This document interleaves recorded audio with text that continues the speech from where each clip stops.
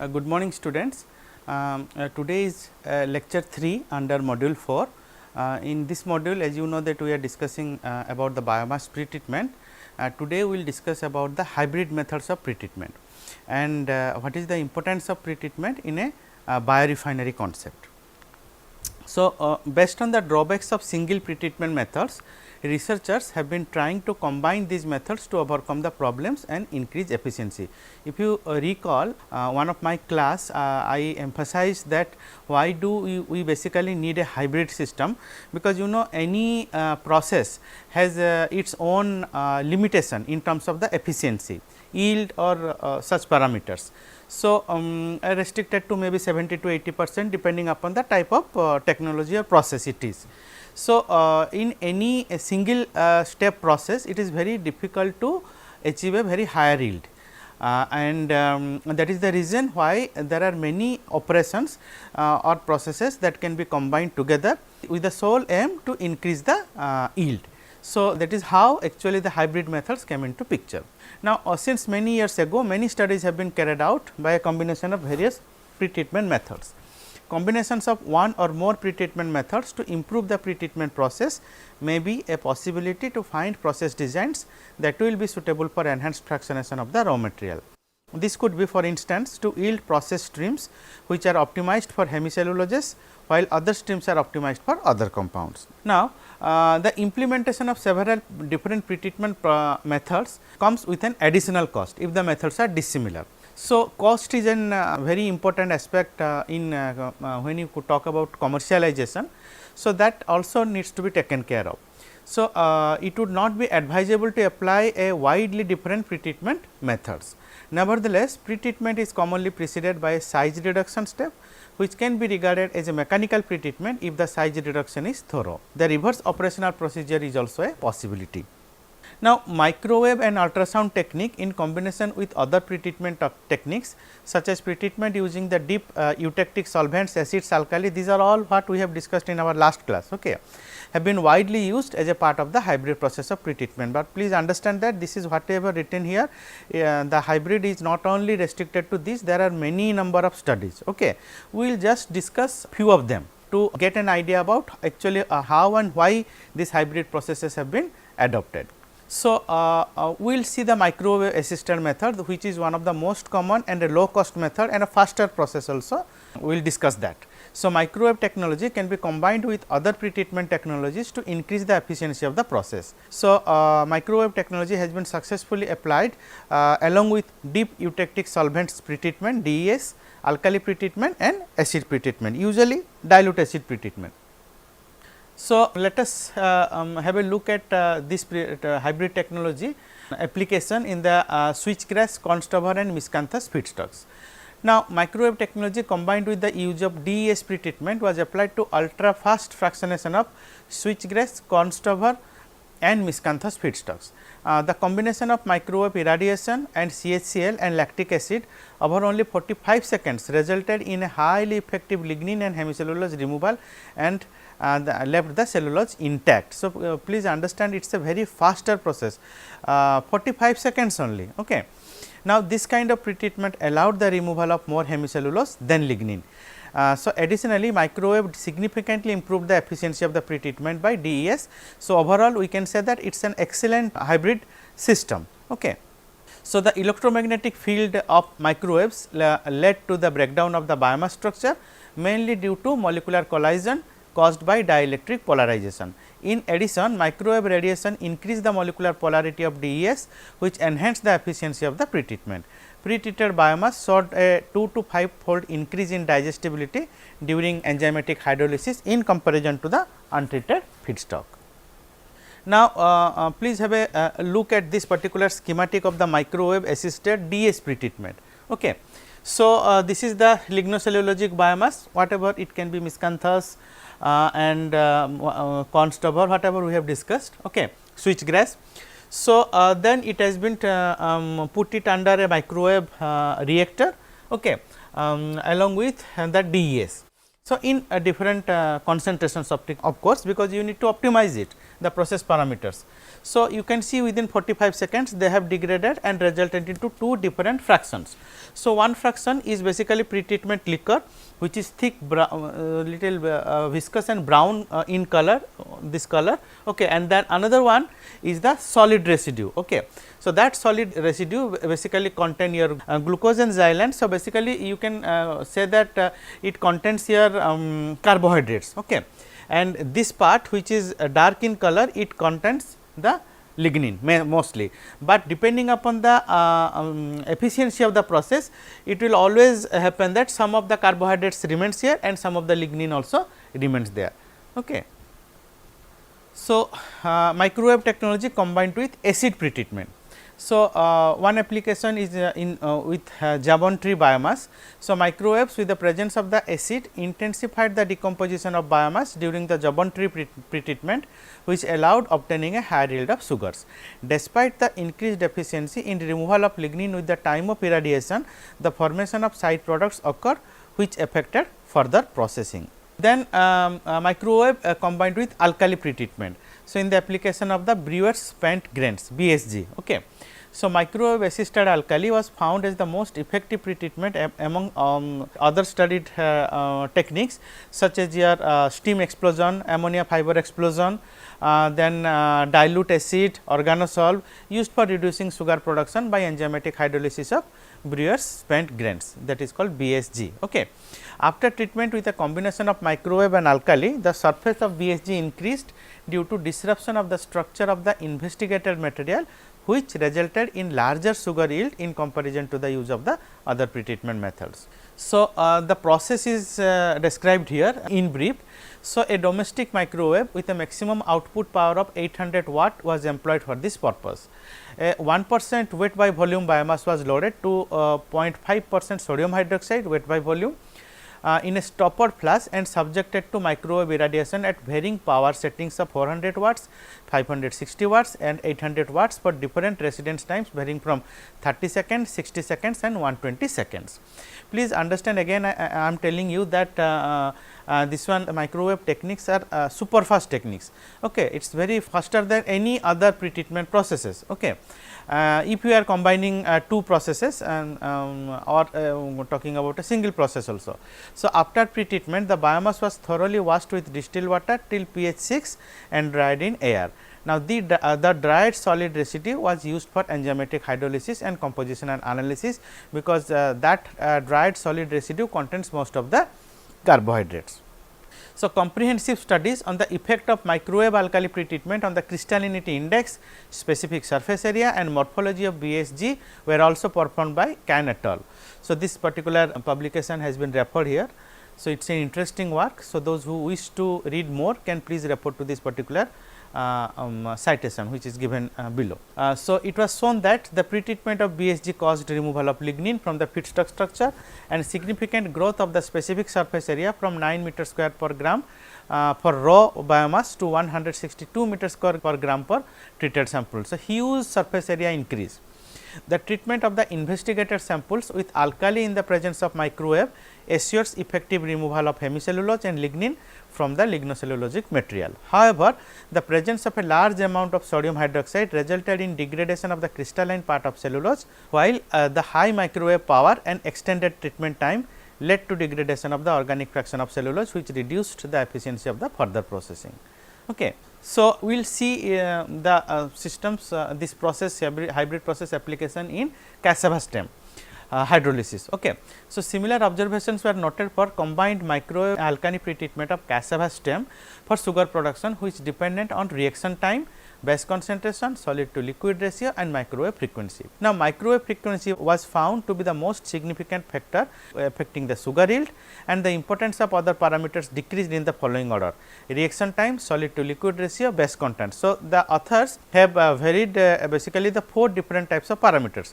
The first one is of course the microwave frequency, which was found to be the most important parameter that is affecting the sugar yield, followed by the others like reaction time, solid to liquid ratio and the base content. So, microwave with alkali treatment increase the crystallinity index of cassava stem, removing all its amorphous parts. Now, we can discuss the comparison of acid and alkali assisted microwave pretreatment in cassava bioconversion. Okay. So, we have seen the individual processes clubbed with microwave. Now, we will discuss about the comparison. So, the methods of microwave pretreatment with alkali and microwave with acid were compared for efficiency in cassava bioconversion. In both methods, the microwave power and the process time were indicated as the main factors providing high efficiency of the initial treatment.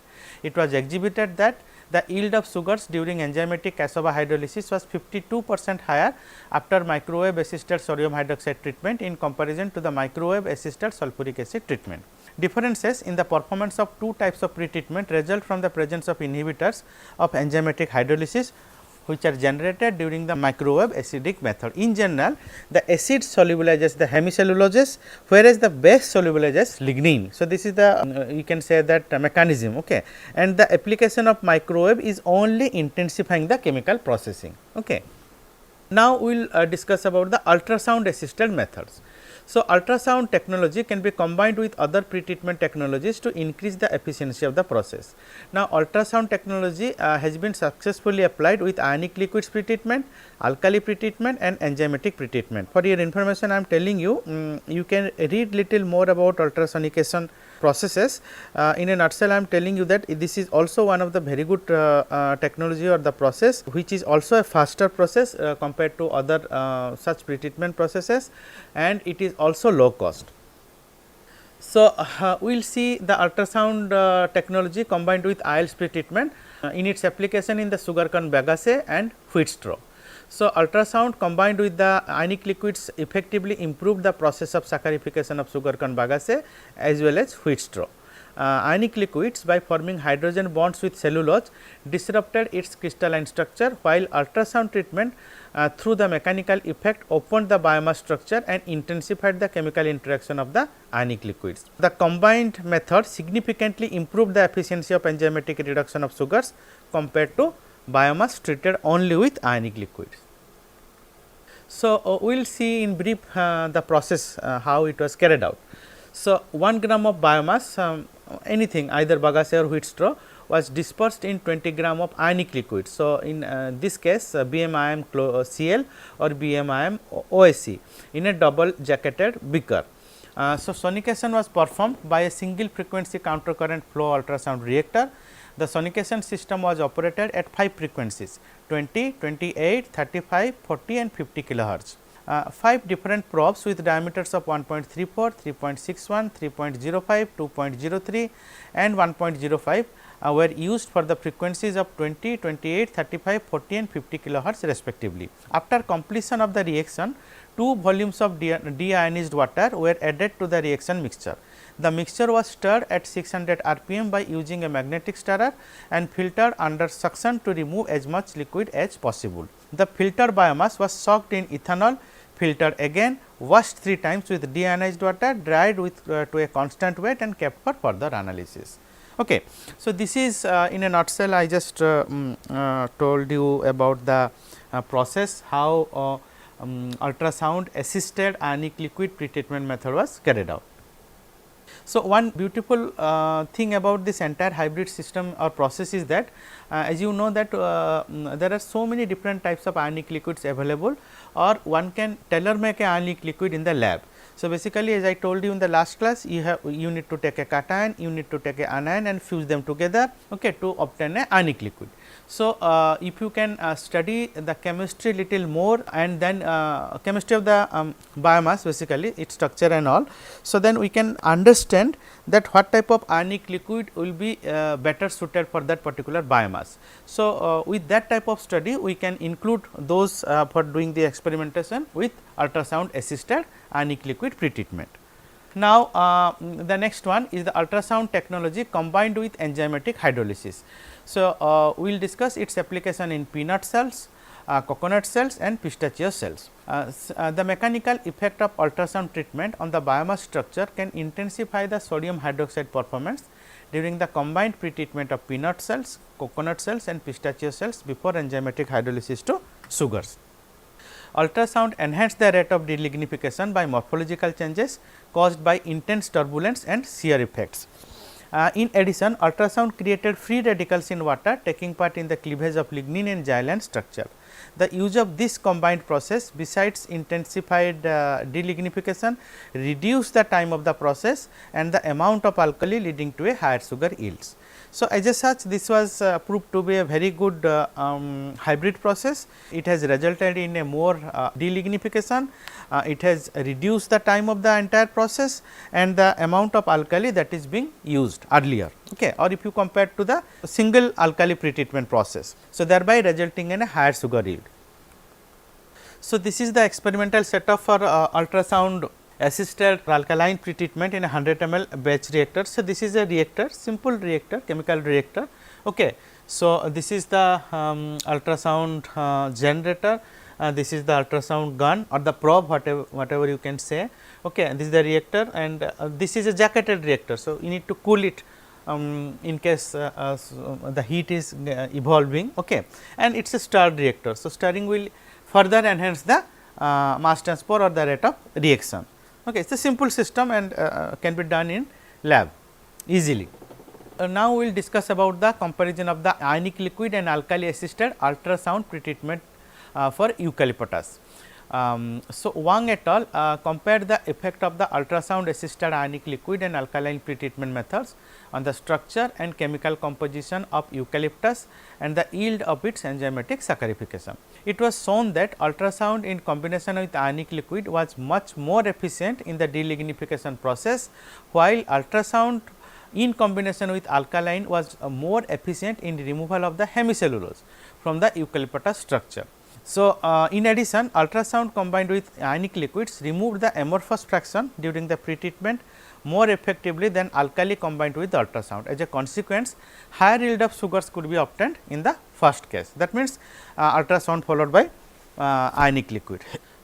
So, we will see some of these results which are reported in literature and I have tabulated here.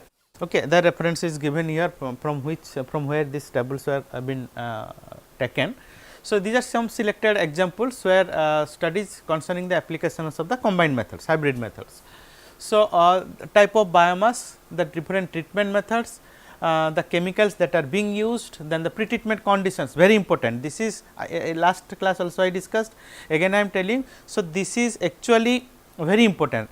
You need to optimize the process parameters, you need to vary the range of reaction time or residence time, the temperature if at all it is there, the amount of chemicals you are using, okay, the amount of energy you are inputting, the type of solvents, all these things are there, right, and the efficiency of the process. So, let us see one thing we have not discussed about this one. So, Jabon-Tree Kraft pulp. So, it is a microwave of almost 1000 watt plus acid in which they have used only 1% sulfuric acid, okay. And the conditions are temperature 180 degree centigrade, 190 and 200 degree, that is what they have varied, 3 different sets of temperature and 3 different sets of residence time, 5 minutes, 7 minutes and 10 minutes. So, the result is very interesting. So, optimal temperature they found it is 190 degree centigrade and reducing sugar yield increases of around 40 gram per 100 gram of dry pulp, which is a good yield. Okay. Now, the yield, please understand, the yield of sugar is directly related to the type of biomass, because first of all every biomass are distinct in their composition. So, if the carbohydrate fraction is more, then we are going to get more sugar, right, and if the lignin is more, then and the with compared to carbohydrates, so that reducing sugar yield will be of course less. So, let us move ahead, there are many I have listed here. So, if you see this sugarcane bagasse wheat straw, which was ultrasound with ionic liquids. So, they have used 20 to 50 kilohertz, in that range they have varied. 1-butyl 3 methyl chloride, okay. So, BMIM Cl basically, and they have used also BMIM acetate OAC, okay. And the temperature is 80 degree centigrade, time of residence is 30 minutes. So, that is again in this case that optimized. So, they have put at that optimal conditions 30 minute, 80 degree centigrade, 20 kilohertz and with a glucose yield of 40% and 53% for bagasse and wheat straw respectively, which is again a very good in terms of the glucose yield. So, similarly, there are so many things as listed here. So, what I request is that you can please go through all these things. We are still continuing. So, these are some of more different types of hybrid treatments given here. So, for the Constover biomass alkaline oxidative treatment, okay, Alcox it is called. So, where the chemical used is 10 molar sodium hydroxide along with hydrogen peroxide. Temperature is 60 degree centigrade, time of residence is 5 hours. So, it takes long time. So, it was found that combined method dissolves 93.4% and 83.5% of lignin and hemicellulose respectively, which is again a very good result. So, now then ultrasound followed by Alcox, okay, then steam alkali pretreatment, then steam and hydrogen peroxide combined. Now, we have discussed certain hybrid pretreatment technology in today's class. So, there are many, everything it is not possible to discuss in a single class and is also out of the scope of this particular course. So, the idea is to make you understand that how the hybrid processes works, and it is always not true that you can just combine two any different processes and look for that. Okay. You can do some experiment to find out which is good or which is bad, but there should be some theoretical understanding that which particular two different pretreatment methods should be combined and why, okay, and how they will be combined. So, I hope you get a understanding about the different hybrid processes. So, we will just discuss briefly about other combined pretreatment methods. So, alkaline treatment combined with mechanical extrusion. So, as mentioned earlier, the alkaline pretreatment method is one of the most commonly used methods for pretreatment of lignocellulosic materials. However, alkaline treatment combined with mechanical extrusion enhanced noticeably the removal of lignin and hemicellulose from the Constover structure. The use of a combined mechanical alkaline method increase the yield of sugars by about 25% in comparison to the yield obtained after alkaline treatment solely. Both methods ensure destruction of the Constover structure. The combination of mechanical and alkaline treatment allows for not only disruption of the recalcitrance of the biomass structure, but can also be useful in further processing. So, alkaline pretreatment in the presence of hydrogen peroxide, it is called AHP. So, AHP is an oxidative pretreatment process. It acts in the delignification of the lignocellulosic biomass, which allows a greater efficiency to be achieved in the recovery of sugars in the liquid phase of enzymatic hydrolysis, since the presence of lignin makes it difficult for the enzymes to attack the substrate. Hydrogen peroxide is a very unstable in alkaline conditions and decomposes very fastly. So, that generates hydroxyl radicals and superoxides. It can result in an increase in the efficiency of delignification of biomass. The effectiveness of the alkaline pretreatment with hydrogen peroxide depends on the reaction conditions, such as the amount of biomass to be treated, time, temperature and concentration of peroxide and base. This type of pretreatment has low energy consumption and does not generate inhibitors like hydroxymethyl furfural and furfural. So, this is one of the best take home message from this particular AHP study, that they do not generate the inhibitors, because these inhibitors HMF and furfural and such, there are some other intermediates, they have a huge or let us say as a very bad effect on the further fermentation processes. So, we will see its application in Constro and Gujuit. So, the use of a combined sodium hydroxide and hydrogen peroxide pretreatment, so the AHP pretreatment, okay, of Constro resulted in the removal of 93% of lignin and 83% of hemicellulose from the structure of the raw material.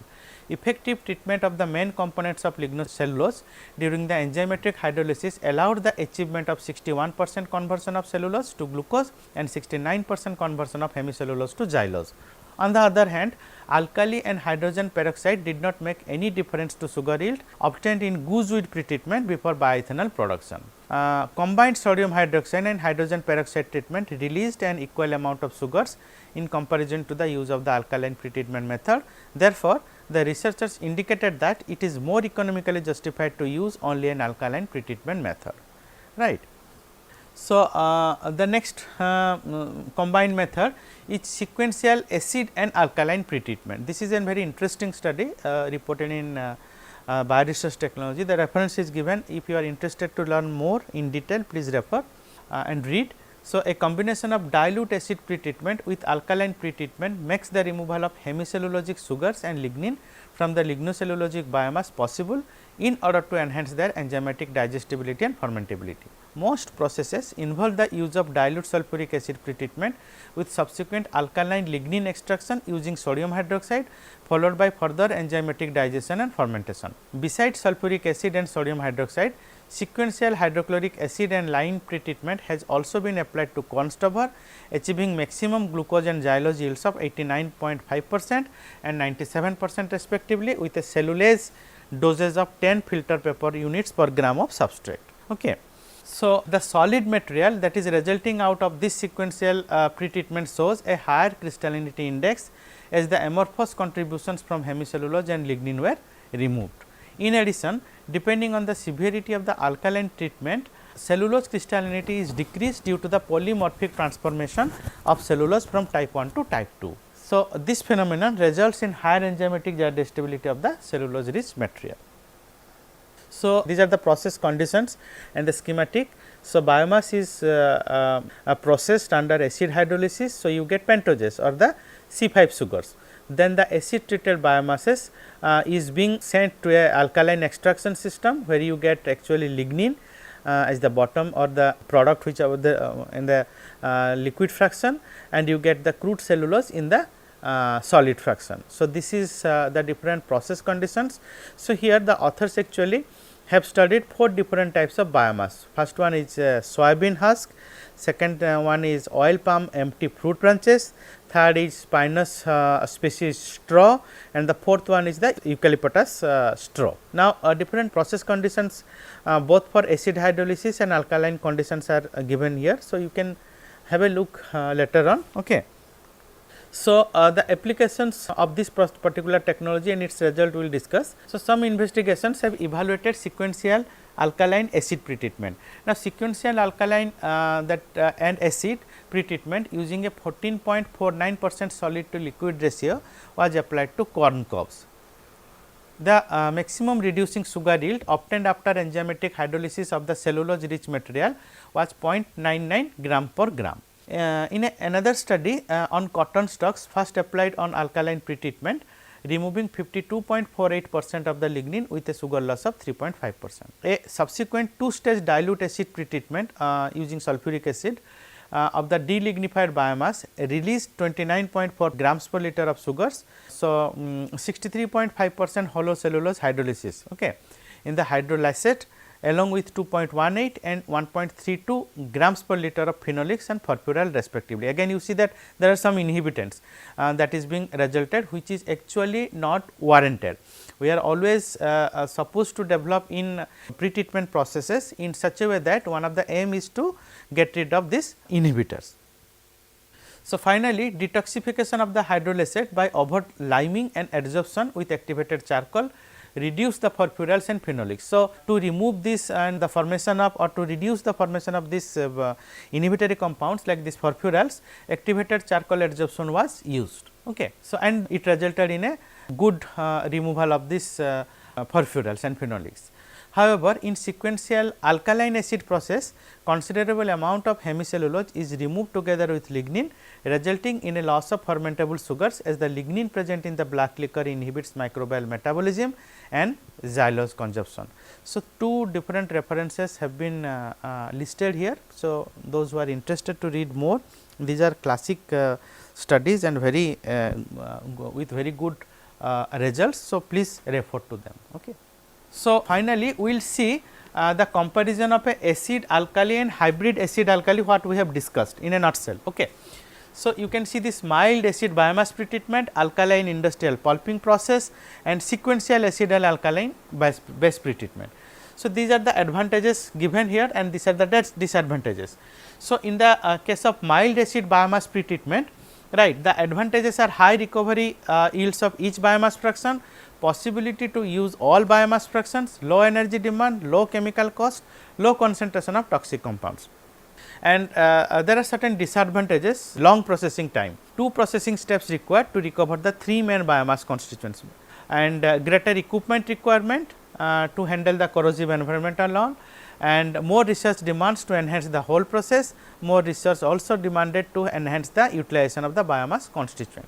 Then let us talk about the alkaline industrial pulping process. So, short processing time, simple processing steps, efficiency in obtaining cellulose pulp and defined processing technology are the some of the advantages. Now, if you talk about the disadvantages, then it is highly concentrated processing media, low yields of cellulose, high volumes of liquid residue, generation of polluting residues and high production of toxic compounds. Now, let us understand the sequential acid and alkaline biomass pretreatment. So, recovery of hemicellulose sugars, lignin and cellulose with greater efficiency is one of the advantages, then enhanced enzymatic digestibility and fermentability. But there are few disadvantages also, which are additional processing steps, more research demands to enhance the entire process and more research also demands to enhance the utilization of the biomass constituents. Now, we will discuss about the role of pretreatment in the biorefinery concept. We have already discussed in a nutshell that how the pretreatment and why the pretreatment is required, we will discuss in a biorefinery concept. Okay. A biorefinery can be defined as the renewable equivalent of a petroleum refinery, the main differences being the raw material. In the biorefinery, biomass can be converted into wide range of chemicals and energy carriers, and it can also contribute to the development of a circular economy. The concept is based on the model that lignocellulosic materials which were used to generate bio based products can be recovered to a certain degree and be recovered and recycled. The International Energy Agency Bioenergy Task 42 defines biorefining as the sustainable processing of biomass into a spectrum of marketable bio based products, chemicals, materials etc., and bioenergy. So, it can be biofuels, power and heat. Okay. So, if you see in a nutshell that this is a schematic representation of a biorefinery production of energy carriers and chemicals. So, you see that lignocellulosic crops or lignocellulosic waste, okay. It can be municipal solid waste also, are pretreated followed by hydrolysis. So, we get three different fractions. The first fraction is rich in lignin content, the second is rich in C5 or C6 sugars, the third is rich in C5 sugars. So, they can be further processed and fed to different reactors or let us say further processed either thermochemically or biochemically or physicochemically to get different products such as biodiesel, methane, hydrogen, ethanol, certain chemical building blocks, food and feed, polymers and resins and other biomaterials. So, some important considerations have been suggested for the biorefinery concept to become a path forward towards a less fossil dependent society. The development of biorefineries is a vital key for integration of food, feed, chemicals, fuels and energy production in the future. Combinations of physical and biotechnological processes for the production of proteins, but also for platform chemicals such as lactic acid will be of importance in the future. That is most important thing. We have been discussing this during our many lectures that a biorefinery will become sustainable if at all we are we will recycle and reuse the waste that is getting generated. Second, most of the byproducts when they are converted into some valuable products must be marketable. Okay. And that should be acceptability by the people also, that there are so many things we have discussed during biorefinery. Okay. So, biomass can mitigate to some extent the high atmospheric levels of carbon dioxide by replacing fossil fuels. So, this precisely is telling that biomass sources are carbon dioxide sequesters. Okay. So, they help in carbon dioxide sequestration. In addition, in many countries around the world, the concept may be important to secure domestic energy carriers and the supply of chemicals. Most lignocellulosic feedstock is generally much more complex and recalcitrant than the currently used starchy materials, as for example, the ethanol industry, okay, which poses a great challenge.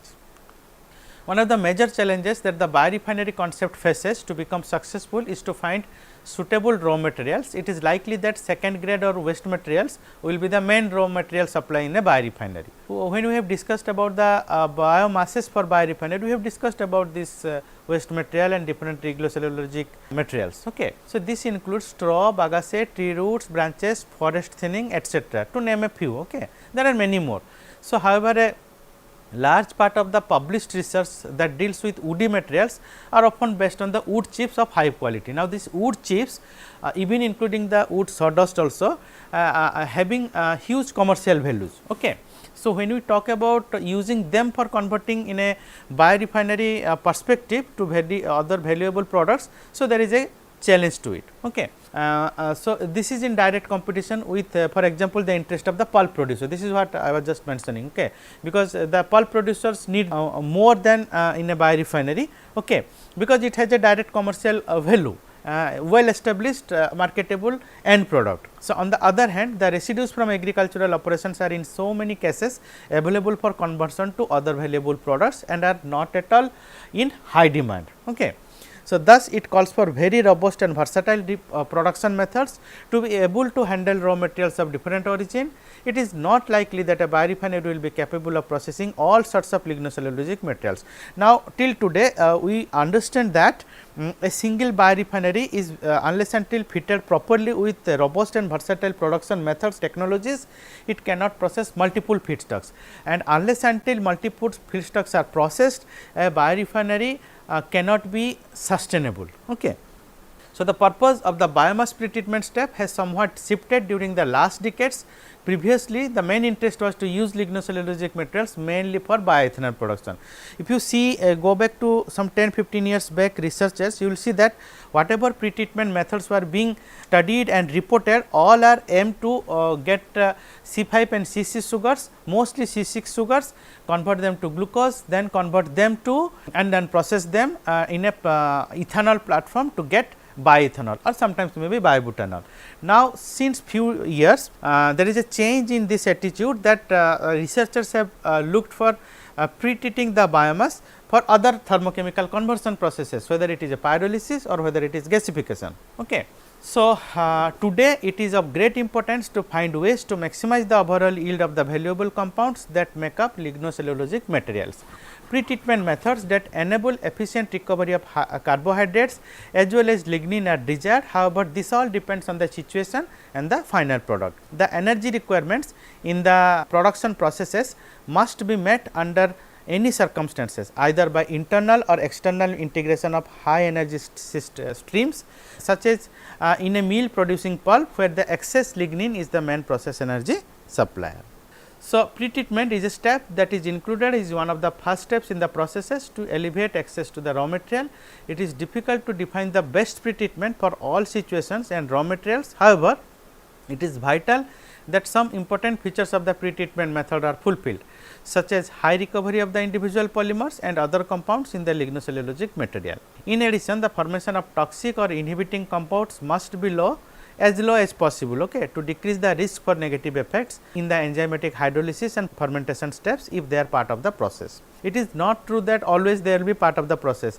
If you are talking about thermochemical conversion after the first treatment, then you do not have to worry about this particular formation of toxic inhibiting compounds. So, it is well known that too severe condition during pretreatment will cause greater degradation of hemicellulosic sugars, which can cause formation of highly toxic compounds such as furfural, HMF and other organic acids. The energy requirement is another most important aspect of this entire pretreatment process.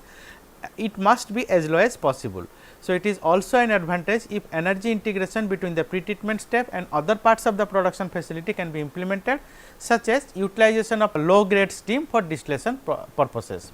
Now, it has also been established that economic success of a biorefinery is heavily dependent on the solid content of the pretreated materials. So, if two dilute solutions are produced, the energy cost for purification may be prohibitively very high, which can cause an otherwise well functioning pretreatment method to be discarded. So, it is very important that if you are resulting your pretreatment processes are resulted in a too much of dilute solutions, then that dilute solutions will be full of aqueous part or the water rich part. You need to purify your sugars. Okay. So, that is the downstream processing part. So, that part will eat on or so it will take on almost 40% of the entire product cost, 40 to 45%. So, we need to decrease that cost. So, that is why if the solid content is more in the resultant product, then it will be always good. So, effective pretreatment of available lignocellulosic biomass contributes to the generation of sustainable biorefineries and the decrease in environmental impacts caused by organic waste disposal. The polysaccharide fractions of lignocellulosic biomass, including cellulose and hemicellulose, can be broken down into sugar monomers. They are then converted into biofuels, biogas and biochemicals through biotechnologies such as anaerobic digestion and fermentation. the efficiency and cost effectiveness of the bioconversion process depend on the transformation of polysaccharides to monomer sugars. Commercial applications of lignocellulosic biomass are hindered by the resistance of polysaccharides into hydrolysis and the presence of recalcitrant lignin. So, a range of pretreatment methods has been developed and employed to increase conversion efficiency.